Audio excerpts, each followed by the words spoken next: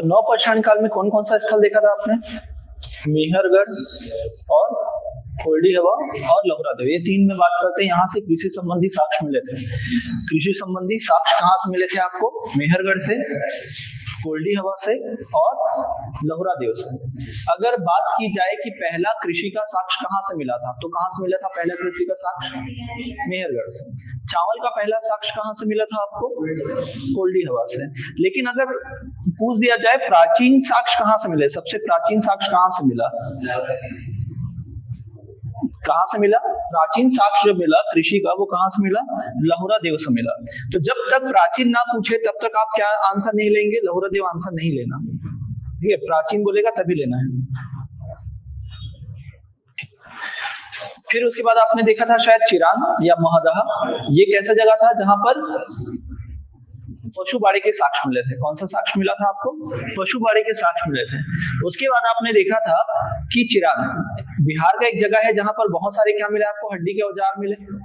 हड्डी के औजार के बाद आप देखते हैं चौपानी मांडू, जहां पर क्या मिलता है? प्राचीनतम मृद भांड। फिर उसके बाद नागार्जुन कोंडा, जहां से आपको मिला क्या? युगल समाधि। फिर संगल कल्लू गए और पिकलीहल, ये कर्नाटक का जगह जहां पर क्या मिला? राक का टीला, जिससे क्या समझ में आया कि नवपाषाण काल के लोग क्या करते थे? आग का व्यापक प्रयोग करते थे, ये देखा था। फिर उसके बाद लास्ट में देखा था बुरझोम और गुफकराल। बुरझोम कैसा जगह था आपका? बुरझोम आपका कहाँ है? कश्मीर में। कहां पर था? कश्मीर में। और यहाँ पर क्या मिलता है? गर्त आवास के साक्ष्य मिलते हैं। कैसे आवास के साक्ष्य मिलते हैं? गर्त आवास के साक्ष्य मिलते हैं। और साथ ही एक ऐसी समाधि मिली थी जहां पर मनुष्य के साथ किसको दफनाया गया है? कुत्ते को दफनाया गया है। अब यहाँ पर देखो, मैंने बताया था हड्डी की मूर्ति मिली थी, तो जो हड्डी की मूर्ति थी कुछ इस प्रकार की थी। यहाँ देखो, ये हड्डी की मूर्ति कहाँ से मिली थी? हड्डी की मूर्ति ये कहाँ पर मिली थी आपको? पुरापाषाण काल में हमने एक जगह पढ़ा था, बेलन घाटी, दो जगह पढ़ा था। अगर पुरापाषाण काल की मैं बात करूं तो पल्लवरम, फिर सोहन घाटी, बोरी, हथनौरा। फिर उसके बाद आप देखते हैं दो स्थल, एक बेलन घाटी और एक भीमबेटका है, जहां पर मैंने बोला था कि हड्डियों की मूर्ति कहाँ से मिलती है। तो हड्डी की जो मूर्ति मिली थी कहाँ से मिला था? बेलन घाटी से, याद रखना है इसको। अब फिर उसके बाद तो चित्र मैंने उसको दिखाई दिया था नेट से ऑनलाइन। इसके अलावा और जो बात करना था वो युगल समाधि और सामूहिक समाधि आपको समझ में आएगा। इस प्रकार से क्या होता था? युगल समाधि मिलता था, सामूहिक समाधि। इसके अलावा एक ये स्केलेटन मिला था कहां से? मेहरगढ़ से। कहां से मिला था? मेहरगढ़ से। इसके साथ क्या किया गया था? बकरियों को दफनाया गया था। बताए थे मेहरगढ़ से एक ऐसा कब्र मिला है जहां पर मनुष्य के साथ किसको दफनाया गया था? बकरी को। और वो लोग इतने एडवांस हो चुके थे कि मेहरगढ़ में क्या मिला है? एक घर मिला है। अब घर प्रॉपर क्या बना हुआ है? आज के जो घर होते हैं वो क्या होता है? देखो यहाँ पर स्टेयर नीचे से ऊपर आते थे, तो थोड़ा अपर साइड में होता था घर। फिर ये क्या है? कुआं है। ये कुआं है, घर के अंदर कुआं, मतलब जो पानी का स्टोरेज वाला जो सेक्शन है वो यहाँ पर है। बाथरूम होता था, छोटे छोटे कमरे हैं, तो अटैच में बाथरूम है यहाँ पर। अब वो कब? पाषाण काल। पाषाण काल जब खत्म हो रहा था और सिंधु घाटी जब सभ्यता स्टार्ट हो रहा था तब का है ये। फिर उसके बाद मैंने बताया था गर्तवास। तो गर्तवास कुछ इस प्रकार के मिले हैं। गर्तवास में क्या होता था कि ऐसे गड्ढे बनाकर अंदर रहते थे और ऊपर से कवर कर देते थे, जिसके बाद क्या होता था कि ऊपर जो ठंडी हवा चलती थी वो अंदर नहीं आती थी, इंसुलेटेड रहते थे। तो इतना हमने पढ़ लिया था। इसके बाद मैंने बताया था दो, मतलब हाँ, ये क्या था? मेहरगढ़ हमने पढ़ लिया था। तो मैंने यहाँ से बताया था आपको दो क्वेश्चन यहाँ से पूछा जाएगा। कितने क्वेश्चन पूछे जाएंगे मेंस के लिए? दो क्वेश्चन। एक तो मेहरगढ़ से पूछा जाएगा और दूसरा जो क्वेश्चन होगा वो बुरझोम से बनेगा। कहां से बनेगा? बुरझोम से बनेगा। तो मेहरगढ़ में आपने क्या क्या पढ़ा था? अगर इसका बोलूंगा मैं आंसर फॉर्मेटिंग बताओ कैसा लिखना है आंसर, तो क्या बोलोगे आप? जैसे आपने जितने भी प्रागैतिहासिक काल को लिखा वैसे ही मेहरगढ़ प्रागैतिहासिक कालीन पुरातात्विक स्थल है, जो कहां पर है? पाकिस्तान में। पाकिस्तान में भी कहां? बलूचिस्तान। पाकिस्तान के बलूचिस्तान में स्थित है। पाकिस्तान के कहां पर स्थित है? बलूचिस्तान में। इस स्थल से कृषि के पहले साक्ष्य मिलते हैं।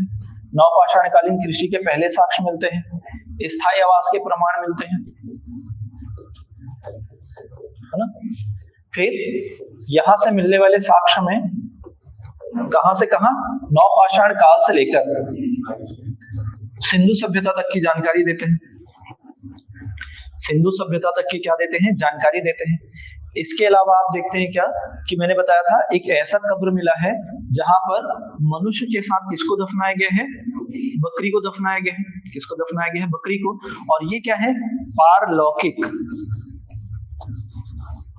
पारलौकिक सत्ता में विश्वास को दर्शाता है।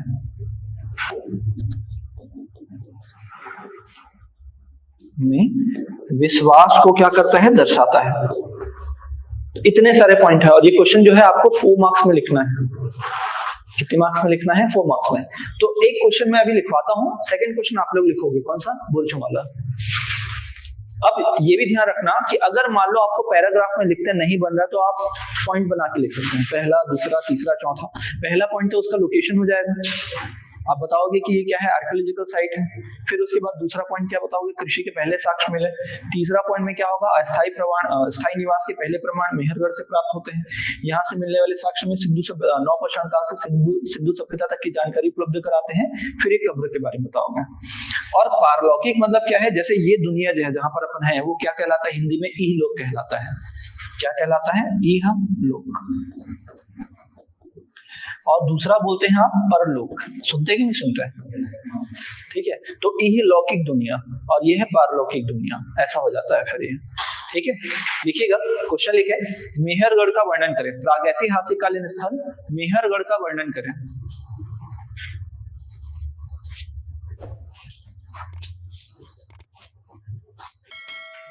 लिखिए, आंसर लिखिएगा। मेहरगढ़ प्रागैतिहासिक कालीन,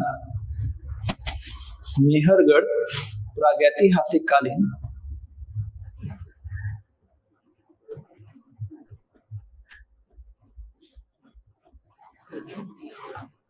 प्रागैतिहासिक कालीन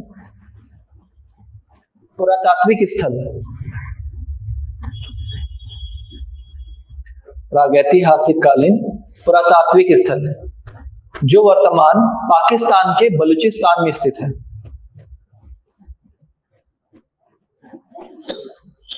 जो वर्तमान पाकिस्तान के बलूचिस्तान में स्थित है।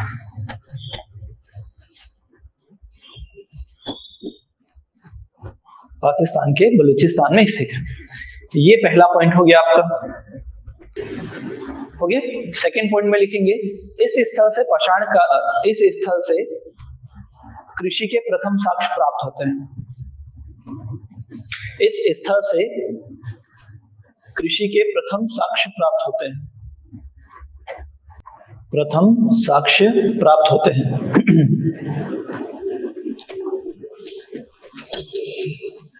ठीक है, अगला पॉइंट आ जाएगा, मेहरगढ़ से स्थायी निवास के साक्ष्य मिलते हैं। स्थायी निवास के प्रारंभिक साक्ष्य मिलते हैं। स्थायी निवास के प्रारंभिक साक्ष्य मिलते हैं।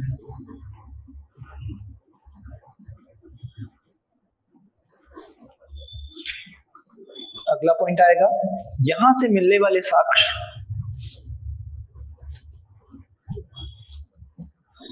यहां से मिलने वाले साक्ष्य हमें नवपाषाण काल से सिंधु सभ्यता तक की जानकारी उपलब्ध कराते हैं। यहां से मिलने वाले साक्ष्य हमें नवपाषाण काल से लेकर सिंधु सभ्यता तक की जानकारी उपलब्ध कराते हैं।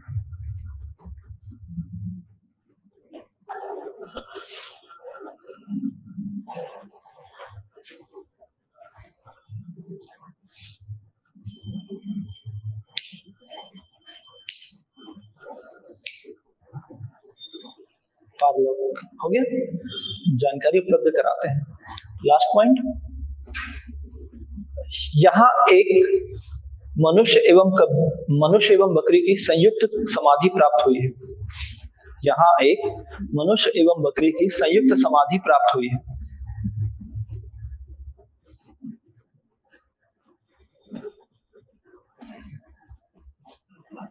संयुक्त समाधि प्राप्त हुई है।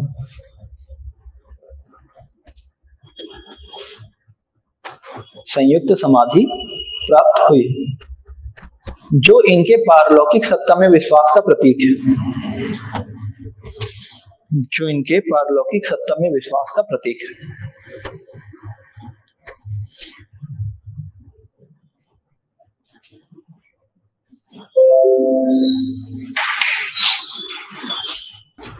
हो यहां तक? अब अलग से तो हमने कुछ नहीं लिखा है, जो पॉइंट मैंने कल बताया था उसी को क्या करना है, आपको एक्सप्लेन करना सीखना है, यही है मेंस में। अब सेकंड आंसर मुझे क्या लिखना है, ये बुर्जहोम। बुर्जहोम कहां पर है आपका? कश्मीर में। क्या मिलता है यहाँ पर? गर्तावास। और क्या एक कब्र मिला था जिसमें किसको किसको बताया गया है? मनुष्य और कुत्ते को दफनाया गया है, मनुष्य के साथ कुत्ते को दफनाया गया है। अब कुत्ता इनका क्या है? पालतू पशु है, तो इसको क्या बोला गया है? पशु प्रियता का प्रतीक। क्या बोलेंगे? पशु प्रियता का प्रतीक, मनुष्य के पशु प्रियता का प्रतीक।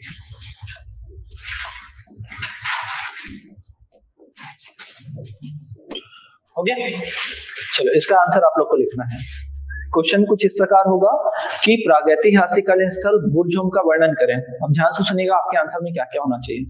बुर्जहोम प्रागैतिहासिककालीन एक पुरातात्विक स्थल है। अब जो भी प्रागैतिहासिक काल से मिलेगा वो सबके सब पुरातात्विक स्थल होंगे।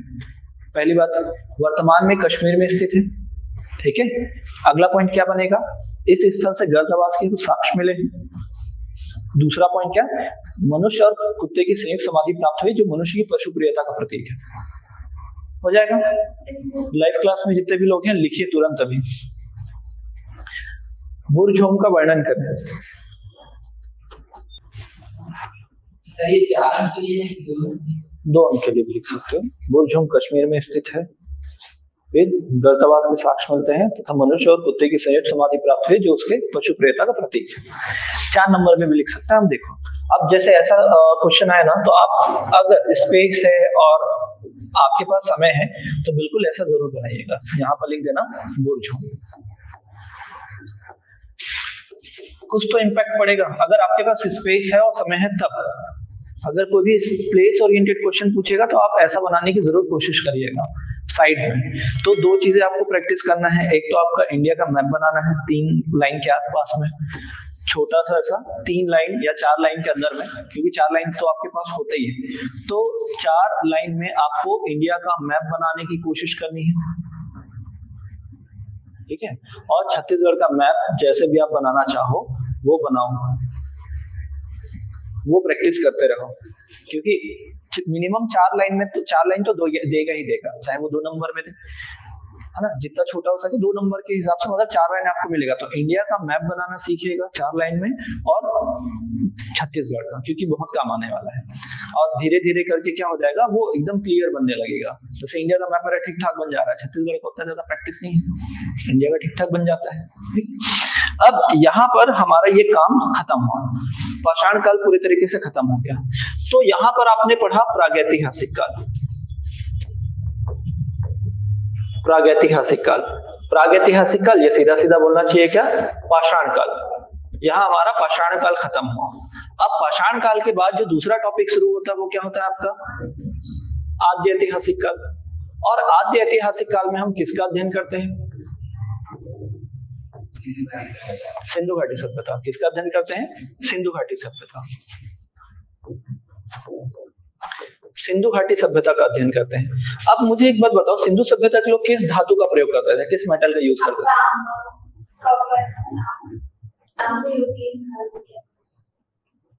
कौन सा वो बोलते हैं इसको सभ्यता? लाइव क्लास में बताओ, बताओ तांबा सभ्यता बोले कि कांस्ययुगीन सभ्यता?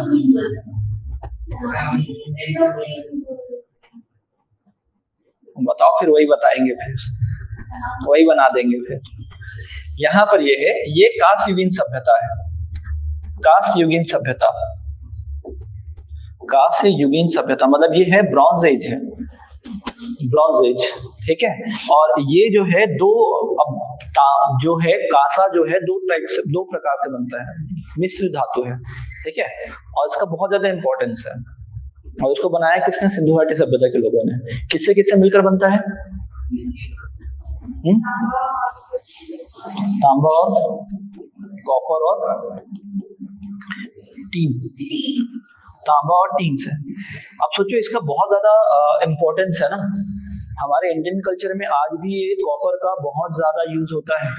हालांकि हम डेली लाइफ में अब यूज करना बंद कर दिए हैं, लेकिन आज भी अगर कोई ब्राह्मण को दान देते हैं या शादी होता है तो बोलते हैं ना फुल कांस के बर्तन, बोलते हैं कि नहीं बोलते हैं, दान करते हैं। अगर भगवान को भोग भी लगाते हैं या आरती भी करते हैं तो भी ये कांसे का बर्तन चलता है। तो इसका बहुत ज्यादा इंपॉर्टेंस है। पहले के समय में जो पानी रखा जाता था, पानी पिया जाता था तो इसी में रखकर पिया जाता था। इसमें जो है चार्ज हो जाता था, पॉजिटिव एनर्जी मिलता था, काफी सारा है। तो इसका मतलब ये है कि ये मेटल को, दो मेटल को अलग अलग रेशो में मिक्स करके एक अलॉय बना सकते थे, मतलब एक मिश्र धातु बना सकते थे। ये इनके पास कैपेबिलिटी आ चुकी थी। तो इसका मतलब ये है कि इनके द्वारा पहले तांबा, टीन ये सबको ढूंढा गया। तो मनुष्य के द्वारा ढूंढा गया पहला धातु क्या माना जाता है? तांबा। मनुष्य के द्वारा ढूंढा गया पहला जो मेटल माना जाता है वो कौन सा माना जाता है? तांबा माना जाता है। अब एक समय ऐसा था जब ये लोग क्या कर रहे थे? पत्थर का प्रयोग कर रहे थे। एक तरफ क्या है? पत्थर का प्रयोग कर रहे हैं और दूसरी तरफ क्या कर रहे हैं? लोग कांसे का प्रयोग कर रहे हैं। एक समय और आता है इसके बीच में, ट्रांजिशन टाइम, और उस ट्रांजिशन टाइम में लोग क्या करते हैं? पत्थर के साथ साथ किसका प्रयोग करते हैं? तांबे का। तांबे का प्रयोग, पत्थर के साथ किसका प्रयोग करते हैं? तांबे का प्रयोग। तो वो जो टाइम पीरियड है वो क्या नाम से जाना जाता है फिर? ताम्र पाषाण काल।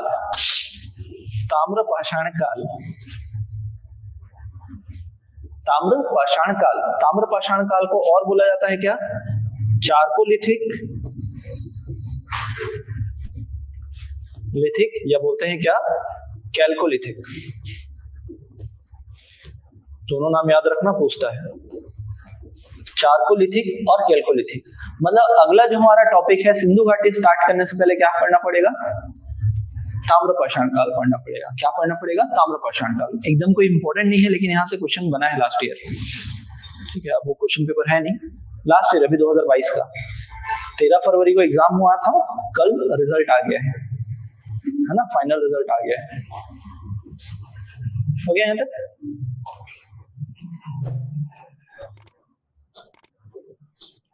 हो गया लिखे?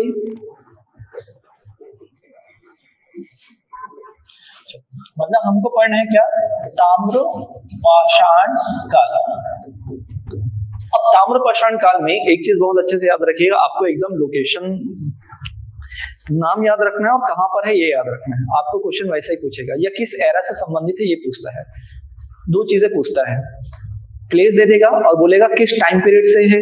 अगर मैं बोलूं मोहनजोदाड़ो और आपके सामने ऑप्शन दे दूं मौर्य, गुप्त, सिंधु सभ्यता, पाषाण, तो आप क्या बोलोगे? फिर से पूछ रहा हूं, मैं वापस से बोल रहा हूँ। मैंने कहा मोहनजोदाड़ो किस काल से संबंधित है? मोहनजोदाड़ो किस काल से संबंधित है? और मैंने आपके सामने ऑप्शन रखा कि ये जो है मौर्य काल से है, पाषाण काल से है, सिंधु सभ्यता से है, या गुप्त काल से?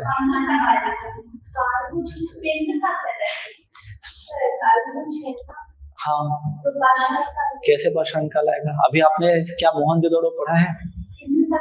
सिंधु सभ्यता का एक इम्पोर्टेंट साइट है ना वो, है ना, हड़प्पा और मोहनजोदाड़ो।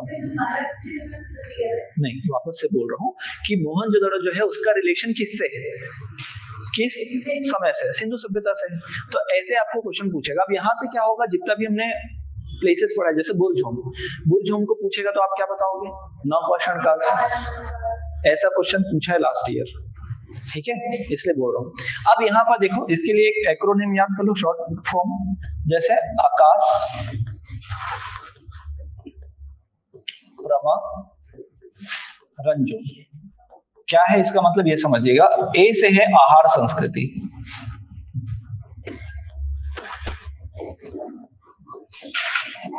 आहार संस्कृति। आहार संस्कृति जो है कहां पर है? बस राजस्थान में। आपको ये याद रखना है। एक तो आपको प्लेस का नाम याद रखना है और किस टाइम पीरियड से वो संबंधित है। तो आहड़ संस्कृति जो है, आहड़ संस्कृति का बोलने का मतलब ये है कि वो जगह था आहड़ नाम का जहां पर तांबा और पत्थर दोनों का प्रयोग किया जाता था। इसलिए यहाँ से मिले साक्ष्य के आधार पर इस पूरे एरिया को क्या बोला जाता है, ताम्रपाषाण काल। अगर मान लो रायपुर का ये एरिया कौन सा है आपका, रजबंधा मैदान बोलते हैं, रजबंधा मैदान वाला इलाका बोलते हैं इसको। अगर मान लीजिए यहाँ पर आपको यहाँ पर उत्खनन कार्य हो और यहाँ पर पता चले कि यहाँ के लोग जो थे पत्थर के साथ साथ तांबा का भी प्रयोग करते थे, तो ये क्या बन जाएगा, ताम्रपाषाण काल। तो यहाँ पर जो गांव या जो भी प्रकार की संस्कृति होगी उसको क्या बोलेंगे हम, रजबंधा मैदान संस्कृति या ताम्रपाषाण संस्कृति। समझ में? तो जहां से जो साक्ष्य मिला था उसी के नाम पर उस संस्कृति को जाना जाता है। फिर क से है कायथा, कायथा संस्कृति। कायथा ताम्रपाषाण संस्कृति ये एमपी और राजस्थान दोनों में फैला हुआ है। कहां पर, चंबल नदी क्षेत्र में।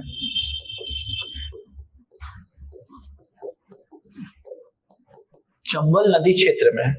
फिर स से है सावलदा, सावलदा संस्कृति। सावलदा संस्कृति जो है वो कहां पर है, महाराष्ट्र में। बस इतना याद रखना है इसमें। इसके बाद जो है प्र से है प्रभास, प्रभास संस्कृति। ये जो प्रभास संस्कृति है ये है गुजरात में। फिर मालवा, कहां पर होगा मालवा संस्कृति, मालवा संस्कृति, मालवा क्षेत्र मध्य प्रदेश में। क्या हुआ यहाँ पर देखिएगा, यहाँ पर कुछ समय पहले क्या हुआ है, उत्खनन कार्य हुआ है। क्या हुआ, उत्खनन कार्य। कहा, इंदौर के निकट दो जगह था, इंदौर के समीप। एक का नाम है क्या, नवदा टोली,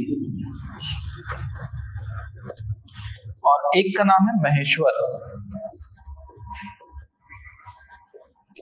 और उत्खनन करता कौन थे,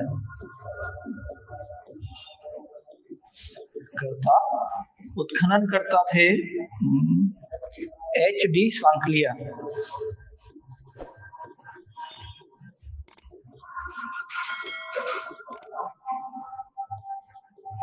HD सांकलिया।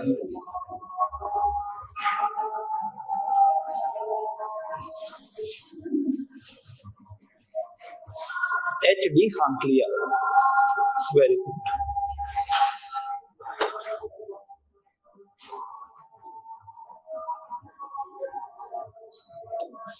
अब क्या है आपका, म से हो गया, रंजो से रंगपुर। रंगपुर संस्कृति जो है ताम्रपाषाण संस्कृति, वो आपको मिलती है कहाँ, गुजरात से। तो मतलब रंगपुर एक ऐसा जगह है जहां पर आपको पाषाण काल और ताम्रपाषाण काल और सिंधु सभ्यता दोनों के अवशेष मिलते हैं। कौन सा जगह आपका, रंगपुर।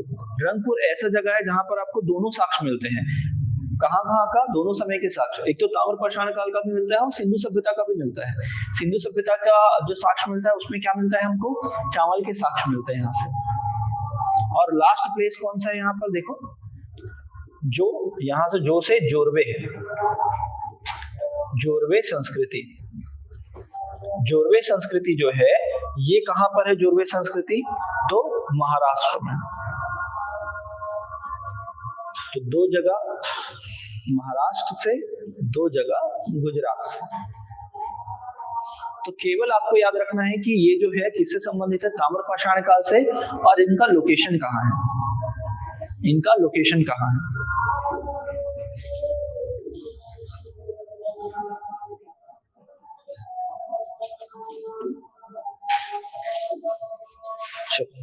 अब समझते हैं कुछ और चीज।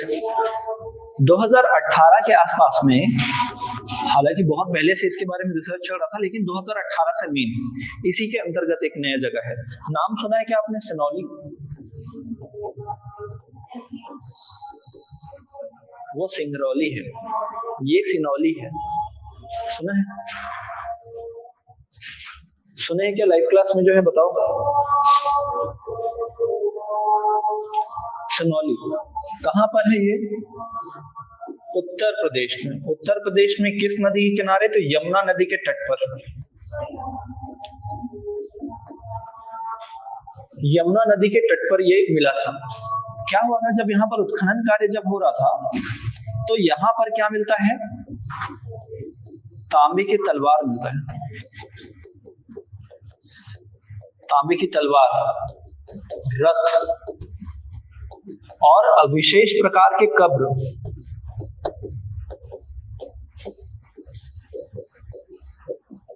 विशेष प्रकार के क्या मिले? यहाँ से कब्र मिले। अब आपने देखा होगा कि कब्र कैसा होता है। जैसे अभी तक तो हमने कब्र ऐसा देखा है कि जमीन के अंदर गड्ढा खोद देते थे और जो भी व्यक्ति होते थे, पर्सन होते थे, उनको दफना देते थे, ऐसा देखा है। लेकिन यहाँ पर कब्र कैसा होता था देखिएगा। यहाँ पर एक प्लेटफॉर्म का निर्माण किया जाता था और इस प्लेटफॉर्म के ऊपर क्या कर दिया जाता था? बॉडी को लिटा दिया जाता था और आसपास इसके जो भी बर्तन जो भी यूज होने वाले होते थे वो उसको रख दिया जाता था और एक कमरे को बंद कर दिया जाता था। ऐसा होता था। तो ऐसा है, पूरा कब्रिस्तान है। मतलब एक लाश यहाँ दफनाई गई है तो एक बाजू में दफनाई गई है, एक इधर दफनाई गई है, एक इधर दफनाई गई है। बहुत सारे यहाँ पर क्या मिले हैं? ऐसे कब्र मिले हैं। और यहाँ पर जो तलवार है इसको ना नाम दिया गया एंटीना तलवार। बताऊंगा, स्पाइक्स निकले हुए थे इस कारण इसको एंटीना तलवार बोला जाता है। रथ के भी साक्ष्य मिले हैं। जब ये साक्ष्य मिला था तो जो भारतीय थे वो मानते थे क्या कि ये जो है किस काल से संबंधित हो सकता है? महाभारत काल से। तलवार, फिर इसके बाद क्या मिलना? रथ मिलना। और रथ वैसे ही जैसे आप महाभारत में देखते हैं, रथ वैसे ही मिले हैं जैसे कहाँ देखते हैं आप? महाभारत में देखते हैं। समझ में आ रहा है? ठीक है, चलो दर्शन करा देते हैं।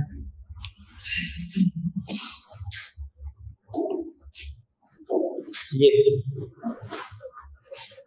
इसके ऊपर डॉक्यूमेंट्री भी बनी है सनौली के ऊपर। क्या डॉक्यूमेंट्री बनी है? उसको मनोज वाजपेयी नरेट कर रहे हैं, फर्स्ट स्टार्ट में है, देख लीजिएगा एक बार। तो यहाँ पर क्या है, ये कुछ आपको डायग्राम समझ में आ रहा होगा। ये स्ट्रक्चर मिला है, ये वाला। अब उसको थोड़ा सा मैग्नीफाइंग करेंगे तो इसका ये भी मिला है, ये भी यही का है। इसमें घोड़ों को बांधा जाता था और ये समझ में आ रहा है ना, यहाँ पर्सन खड़ा होगा, तीर धनुष चलाएगा, ये वाला तो उसी से रिलेटेड है।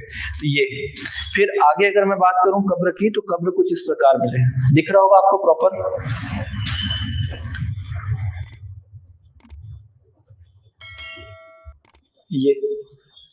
ये बॉडी को ऐसा लेटा दिया जाता था इसके ऊपर, ठीक है। आसपास और मिले हैं, ठीक है। ऐसा प्लेटफॉर्म हाँ खुला रहता था, कमरा जैसे सपोज करो ये रूम, ठीक है, और इस रूम में ऐसा प्लेटफॉर्म बना है और इस प्लेटफॉर्म को में रख कर चले जाएंगे बाहर और ये रूम ऐसा बंद रहेगा। फिर ऐसा मिला है।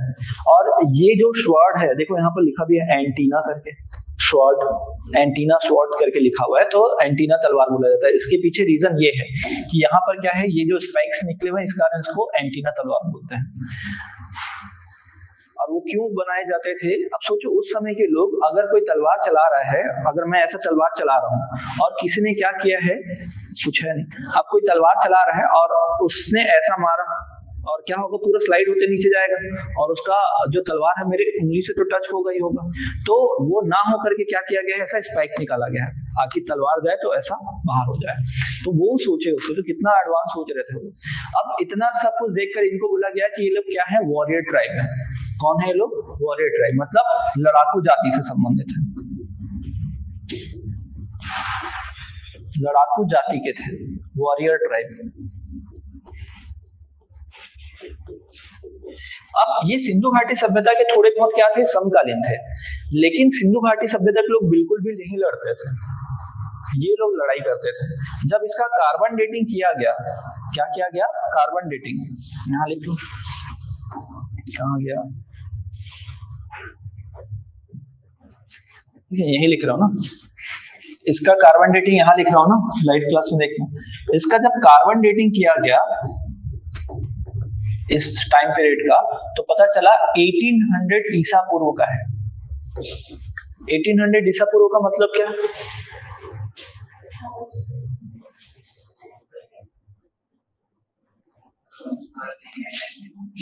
जैसे आज हम कहां पर है, 23 ईस्वी में है ना। तो ये इधर ईस्वी है और इधर क्या होता है आपका ईसा पूर्व। तो ईसा पूर्व मतलब यहाँ 0 से 1800 वर्ष पहले जाएंगे।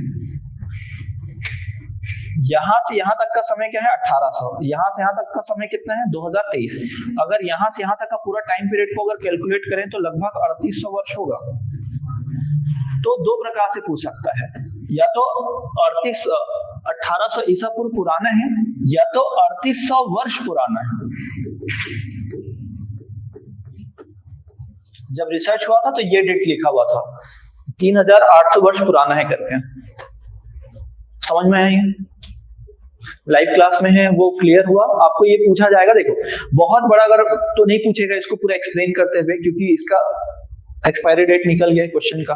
क्योंकि जब मिला था उस समय पूछा जा रहा था, 2018 में पूछा, 2018 मिला, 20 में इससे प्रश्न बना, 19 में इसको रिकॉग्नाइज किया गया, उत्खनन कार्य हो पूरा, 20 में इससे प्रश्न बनना था। पता है 20 में क्या हुआ था? फिर लॉकडाउन, को एग्जाम नहीं 1.5 साल तक, तो इस कारण ये प्रश्न क्या हुआ, पूछा नहीं गया किसी एग्जाम में। अब कम चांस है, लेकिन अगर पूछ दिया गया तो आप देखना इसको पूछेगा सिनौली कहां पर है, तो उत्तर प्रदेश में किस नदी के किनारे है, तो यमुना, और कौन से काल से संबंधित है, तो आपको याद रखना है ताम्रपाषाण काल से संबंधित है। इससे ज्यादा नहीं पूछेगा इसमें। अब ये भी नहीं पूछेगा एंटीना तलवार, ये विशेष कब्र, ये सब नहीं, ये तो और डिटेल में पढ़ते थे। अब इसका समय खत्म हो गया है। अब यहां से हम देखने वाले हैं क्या, आपका सिंधु घाटी सभ्यता। क्या देखेंगे? सिंधु घाटी सभ्यता। सिंधु घाटी सभ्यता में मैंने आपको बताया था क्या, पूरा का पूरा एक कॉन्सेप्ट पहले भी बताया था पहले दिन। अब आप लोग मेरे ख्याल से पहले दिन तो थे नहीं। अब यहाँ से क्या करेंगे स्टार्ट, सिंधु घाटी सभ्यता। तो सिंधु घाटी सभ्यता में पहले इसका ना बेसिक इंट्रोडक्शन समझने की कोशिश करते हैं कि कैसे हमको सिंधु सभ्यता की जानकारी हुई करके। एक दिन में तो पता नहीं चला हमको सिंधु सभ्यता के बारे में, लगातार स्टडी होती चली गई और उसके बाद हमें सिंधु घाटी सभ्यता के बारे में पता चला। तो सबसे पहले मैं यहाँ पर नाम बताया था चार्ल्स मैशन का। किसका नाम बताया था? चार्ल्स मैशन। इसमें केवल क्या बताया था? अनुमान। ठीक है, कौन थे ये? भूशास्त्री थे, जियोलॉजिस्ट थे,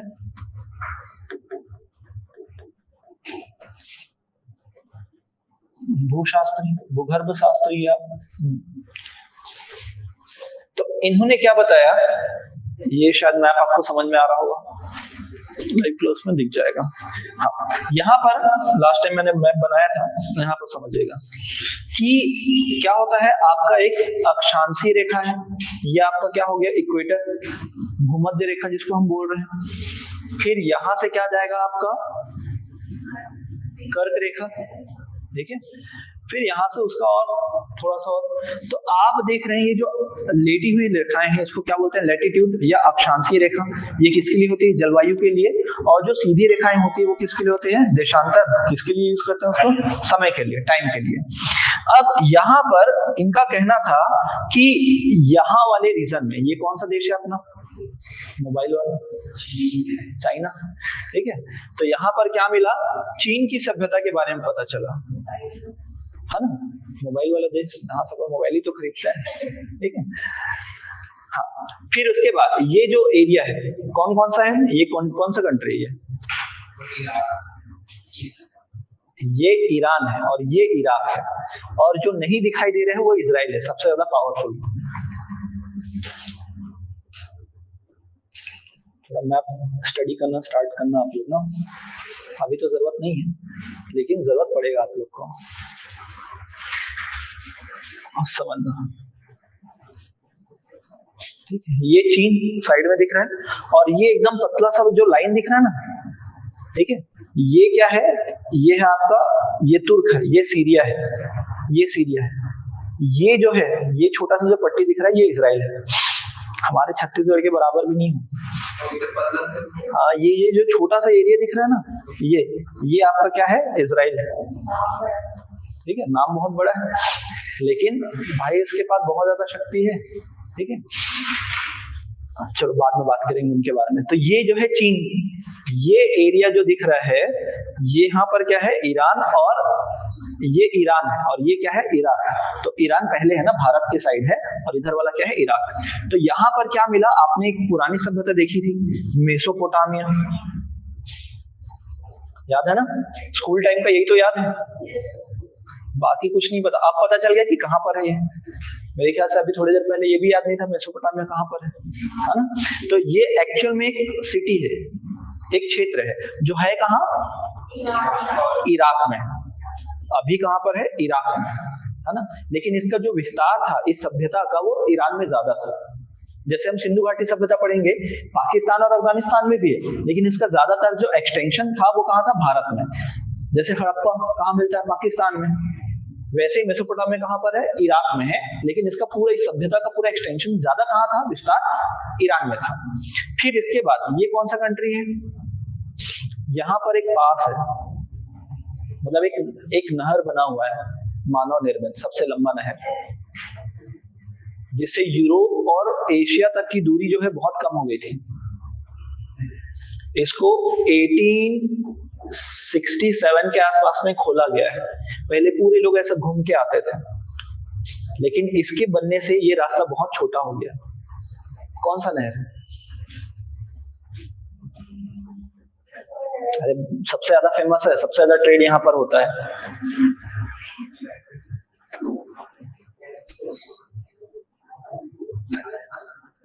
पिछले साल यहाँ पर एक जहाज फंस गया था, एवरग्रीन नाम का। कौन सा है, लाइव क्लास में बताओ, करंट अफेयर से अवेयर नहीं। स्वेज कैनाल, स्वेज नहर, स्वेज नहर, ठीक है। अब देखो यहाँ पर है, ये वाला जो कंट्री है, ये आपका मिस्र, इजिप्ट, मिस्र। तो यहाँ पर क्या हुआ था, ये जो तीनों एरिया है, तो इनका जो लैटिट्यूड वाला जो वो है, कोऑर्डिनेट जो है, वो लगभग समान दिख रहा है इनको, चार्ल्स मैसन को। और ये तीनों का जो टाइम पीरियड था लगभग इक्वल था। मतलब जो भी यहाँ पर कार्बन डेटिंग किया गया, जो भी रिसर्च किया गया, तो पता चलता है यार इसका, इसका और इसका एक ही टाइम पीरियड है। तो हो ना हो, रहने के लिए तो ये भी बहुत अच्छा एरिया है। यहाँ पर भी तो ह्यूमन होने चाहिए थे, पुरानी सभ्यता होनी चाहिए थी, लेकिन उसके एविडेंस आज हमारे पास नहीं है। लेकिन हो सकता है आने वाले समय में जरूर होगा, आने वाले समय में क्या होगा, जरूर होगा। ऐसा कौन बोलते हैं आपके, चार्ल्स मैसन बोलते हैं। ये बोलते हैं चार्ल्स मैसन कि अनुमान लगाया है कि यहाँ पर होगा, लेकिन अभी हमारे पास एविडेंस उपलब्ध नहीं है, आगे जाके मिल सकता है। फिर अगला याद रखिएगा आपका, कौन है यहाँ पर, हाँ, अलेक्जेंडर कनिंघम।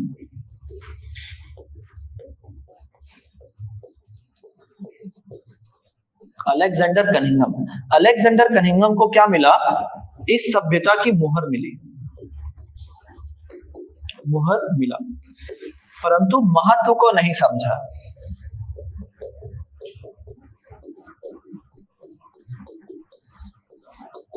क्या नहीं समझा, महत्व को नहीं समझा। इसका मतलब समझिएगा, महत्व को नहीं समझा इसका मतलब कि अलेक्जेंडर कनिंघम उस समय के टॉप मोस्ट आर्कियोलॉजिस्ट है, या तो बोलना चाहिए इंडिया में जो आर्कियोलॉजिस्ट है उसकी शुरुआत जो है किन्होंने की है, अलेक्जेंडर कनिंघम ने की है।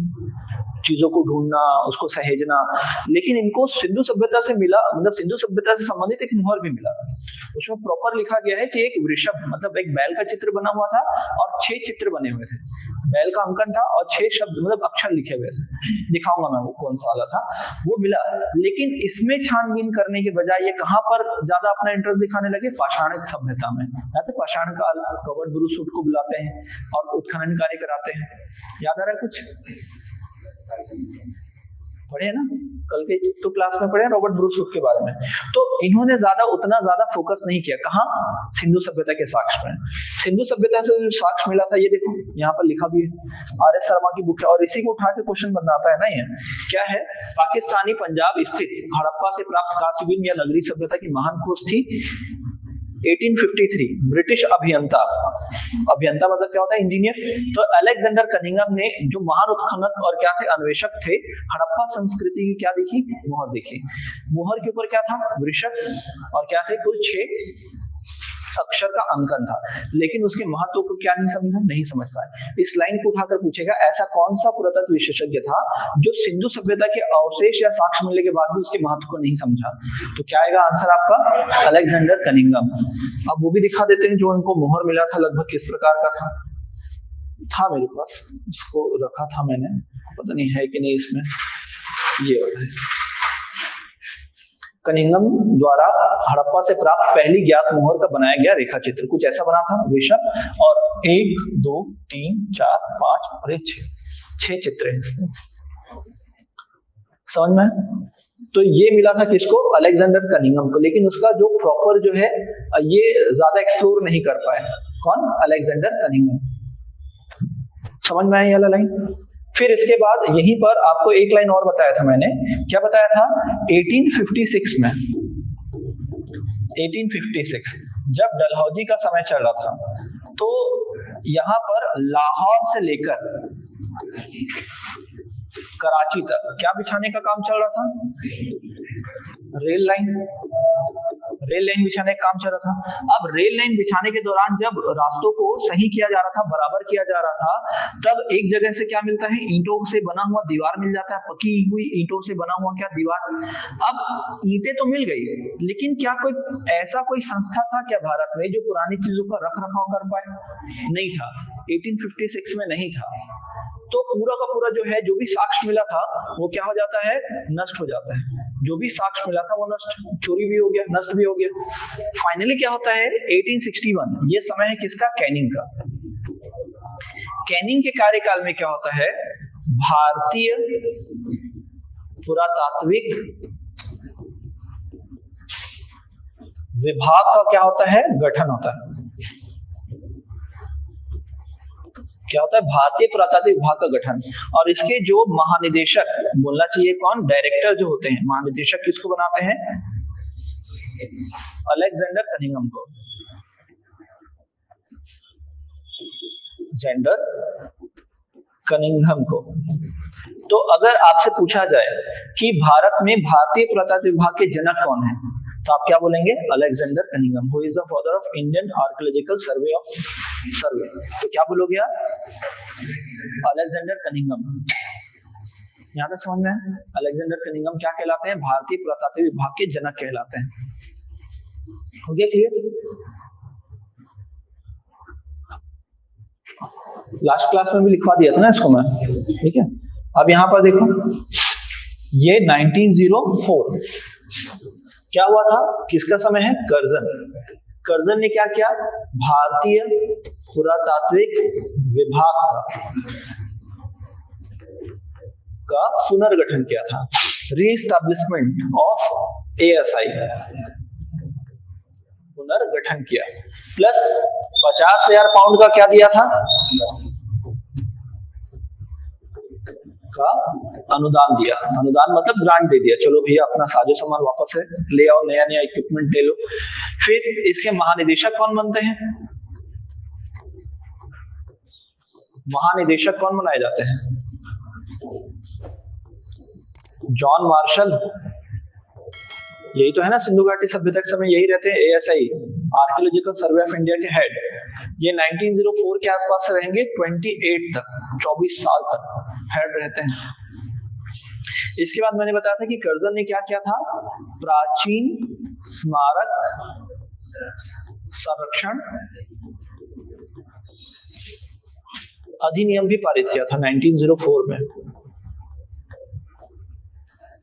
1904 में क्या किया था? अधिनियम। इससे क्वेश्चन पूछा है इस बार मेंस में। तो कर्जन जो थे उनको इतिहास से काफी ज्यादा लगाव था, उन्होंने कई सारे काम भी किया। हमने तो देखा कि उन्होंने बंगाल विभाजन किया है, बंगाल विभाजन के लिए उनको जानते हैं, है ना। लेकिन उनका दूसरा जो पर्सपेक्टिव था वो भी ज्यादा अच्छा था। वो क्या था कि इन्होंने अकाल आयोग का भी गठन किया था, इन्होंने विश्वविद्यालय अधिनियम भी बनाया, इसके अलावा प्राचीन स्मारक संरक्षण अधिनियम, पुलिस मैनुअल बनाया था इन्होंने, ठीक है। पुलिस मैनुअल पुराना था लेकिन वहां पर रीऑर्गेनाइज जो करते हैं वो कर्जन ही था। फिर फाइनली क्या होता है? पाकिस्तान वाला साइड में, पाकिस्तान में क्या है आपका? पंजाब है, पंजाब दोनों साइड है ना। पंजाब को तो 2 पार्ट में डिवाइड किया गया था ना। तो पाकिस्तान वाले जो पंजाब है वहां पर एक जिला है जिसका नाम है मांट गोमरी। 1920 की बात कर रहा हूं ना मैं। मांटगोमरी, तो मांटगोमरी में क्या चल रहा था, वापस से रेलवे लाइन बिछाने का कार्य चल रहा था, रेल लाइन बिछाने का कार्य चल रहा था कि चलो भाई काम शुरू किया जाए। फिर यहाँ से क्या होगा, जब रास्तों को बराबर किया जाएगा तो फिर से क्या मिलेगा हमको, ईंटों की प्राप्ति होगी। किसकी प्राप्ति होगी, ईंट की। और यही ईंट किसको भेजे जाएंगे, जॉन मार्शल को। जॉन मार्शल उस समय क्या है, आर्कियोलॉजिकल सर्वे ऑफ इंडिया के क्या है, हेड है। आप जैसे ही वो ईंटों को देखते हैं समझ जाते हैं कि भैया ये तो पुरानी सभ्यता के अवशेष, तुरंत वहां पर काम रुकवाते हैं और ब्रिटिश सरकार से बोलते हैं कि हमें यहाँ पर उत्खनन कार्य करना है। तो इन सब में क्या हो जाता है, 1 साल निकल जाता है। तो ये लोग सबके सब कहाँ आते हैं, मांटगोमरी आते हैं। जैसे मांटगोमरी क्या है, एक जिला है, पूरा डिस्ट्रिक्ट है, जैसे रायपुर एक डिस्ट्रिक्ट है। तो क्या रायपुर में पूरे एक साथ उत्खनन कार्य शुरू करेंगे, इतना बड़ा आपका रायपुर। तो ये क्या करते हैं, एक जगह का चुनाव करते हैं। जैसे रायपुर का ये वाला एरिया क्या है आपका, रजबन्ना मैदान, तो वैसे ही मांटगोमरी जिले के अंतर्गत एक एरिया था, उसका नाम था हड़प्पा। हड़प्पा पर पहला उत्खनन कार्य होता है।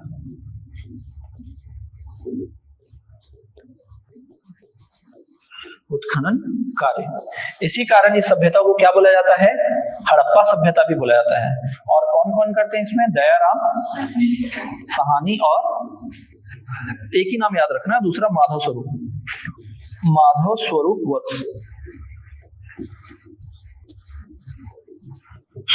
ये दो लोग वत्स,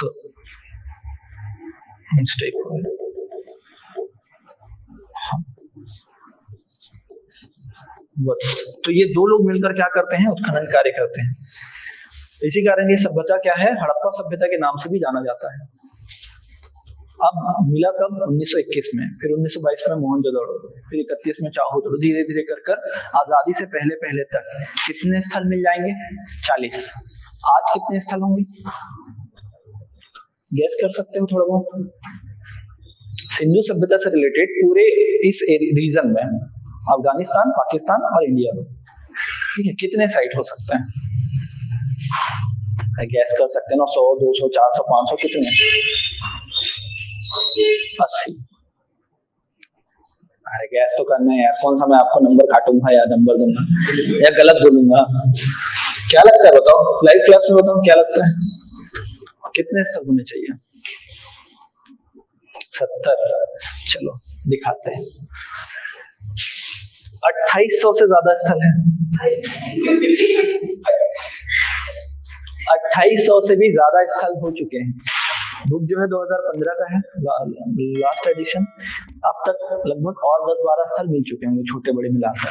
मतलब फिर भी बोल सकते हो कि लगभग अप्रोक्स 2500 से तो ऊपर ही मिले हैं। लेकिन हमको पढ़ना है 12-13 ही पढ़ना है, ठीक है। पढ़ने हैं कितने हैं, 12-13 पढ़ने, जहां से आपको आंसर और क्वेश्चन पूछे जाते हैं। समझ में आया यहाँ तक? कल यही से स्टार्ट करेंगे। फिर अब देखो इसमें हमको क्या क्या पढ़ना है, इसका आंसर ये है, स्थिति विस्तार क्या है, नामकरण क्या है, समकालीन सभ्यता कौन सी है ना। फिर स्थल विशेष प्रश्न, मतलब हड़प्पा से क्या मिला, मोहनजोदड़ो से क्या मिला, मीन्स के हिसाब से इसका आंसर राइटिंग कैसे करना है, प्री में कैसे क्वेश्चन पूछेगा, नगर नियोजन, फिर सामाजिक, आर्थिक, राजनीतिक, धार्मिक, फिर अन्य में लिपि, मोहर, निर्माण, पतन और दिन, ये सारा जो है इस टॉपिक है। और ये टॉपिक ऐसा ना कि हर साल यहाँ से क्वेश्चन बना है, ऐसा कोई भी साल ऐसा खाली नहीं है, हर साल इसमें से क्वेश्चन बना है।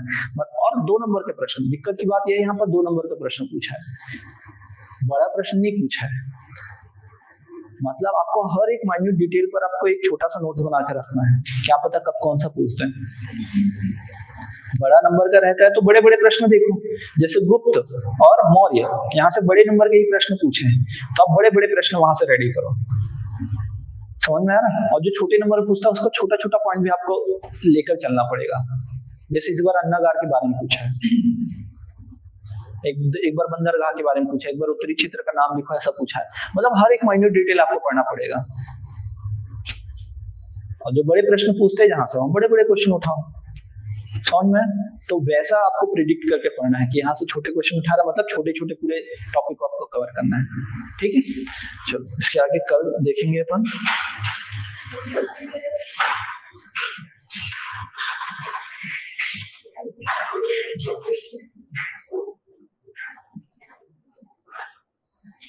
कल देखेंगे ना इसके आगे।